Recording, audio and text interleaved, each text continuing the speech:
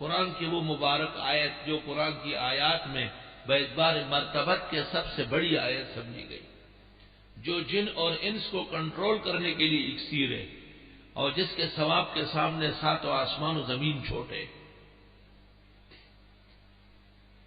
جسے پیغمبر نے امت کو ہر فرض نماز کے بعد پڑھنے کی تلقین کی، اور جو ضمانت ہے دنیا و آخرت کی مشکلات حل کرنے کی۔ قرآن کی 3 جگہ ایسی ہیں فاتحہ کے بعد، آیت الکرسی، اخلاص، یاسین، ہر مومن کو ہر وقت یاد رہنا چاہیے،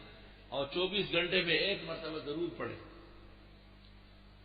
آیت الکرسی میں اللہ تعالیٰ کا ذکر مضمرن اور مظہرن 18 جگہ ہے۔ اللہ 1، ہو 2، الحی 3، القیوم 4، لا تاخذو کے اندر ضمیر 5، لہو کے اندر 6، یشفع کے اندر 7، اندہو کے اندر 8، بیزنی 9، یعلم 10، من علمہ 11، شاہ کے اندر ضمیر 12، کرسیہ کے اندر 13، یعودہ کے اندر 14، اور وہوا 15، علی 16، العظیم 17، بیچ میں ایک رہ گیا 18 جگہ آیت الکرسی کے اندر رب العزت مضمرن اور ظاہرن مذکور ہے۔ ایسی آیت پورے قرآن میں کئی نہیں ہے جس کی ایک آیت میں 18 جگہ اللہ تعالی کی جلالت کا بیان۔